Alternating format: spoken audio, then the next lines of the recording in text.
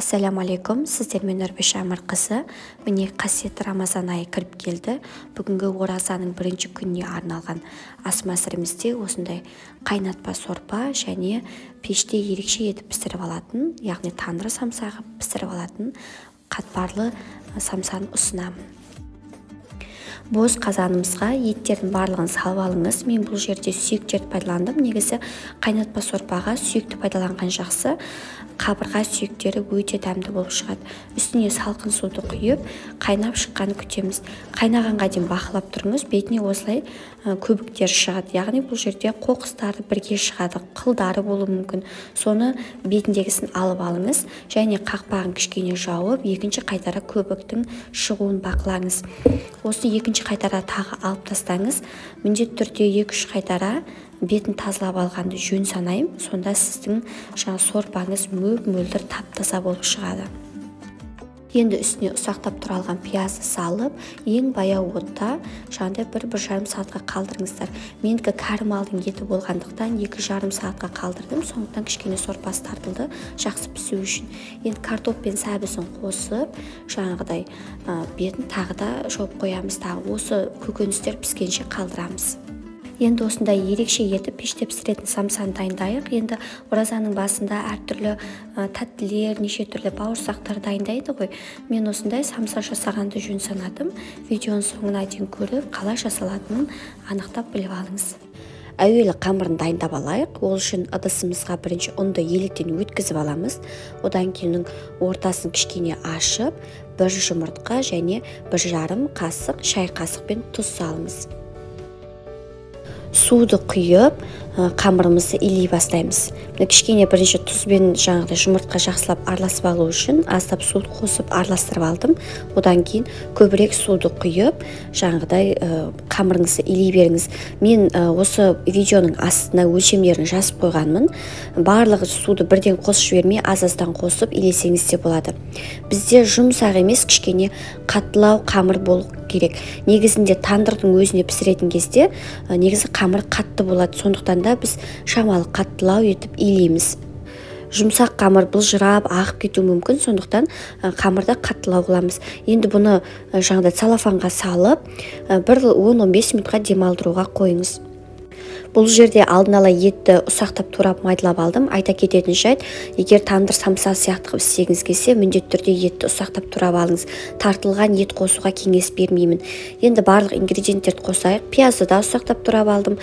Сосын етті қосамыз. Одан кейін құйрық май қосып жіберіңіздер. Бұл жерде менде жаңағыдай қатырылған құйрық май, алдын ала осылай майдалап турап, мен морозилькеге қатырып қоям. Кез келген уақытта алып қоса беремін. Дәмдеуіштер қосайық. Тұз, бұрыш және зірені міндетті түрде ұмытпаңыздар. Сосын сұйық май қосып жатады, сұйық болсын, сочный болсын деп. Ал мен сіздерге осындай сары майды ертіп қосуға кеңес беремін. Дәмі ерекше болады.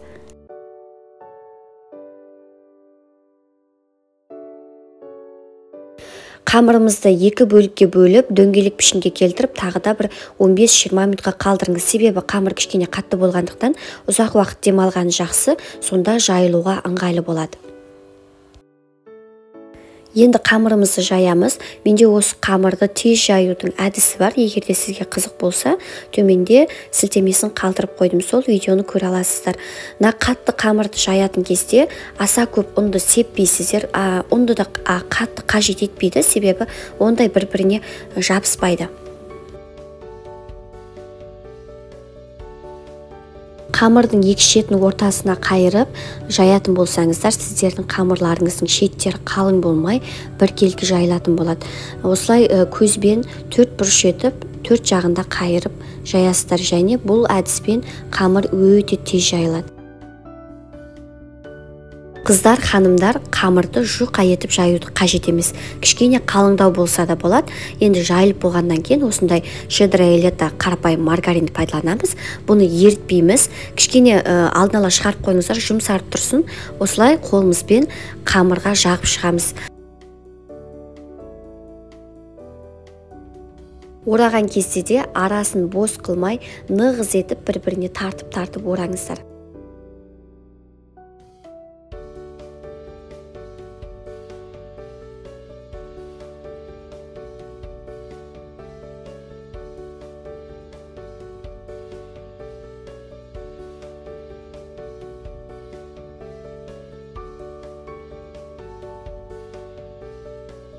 Дайын болған қамырымызды 1 сағатқа тоңазытқышқа қойып қойыңыздар. Кішкене майы сіңіп, қатыңқырап тұрады.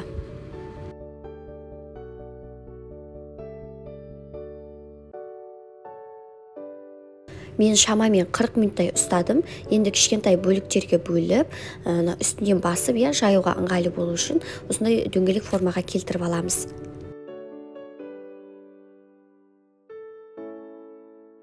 Кішкене ұнға батырып алып жайыңыз, қатты жұқа емес, орташадан сәл қалыңдау болса болады.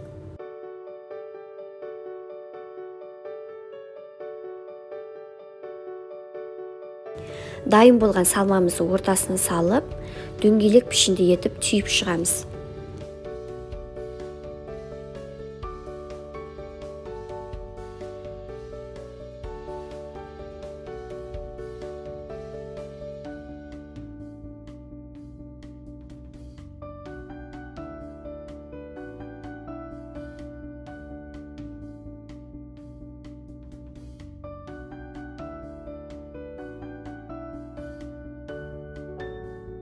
Енді 2 жұмыртқа қажет, оның ақ уызы мен сары уызын ажыратып алыңыз, және ақ уызын кішкене көпіргенше араластырыңыз.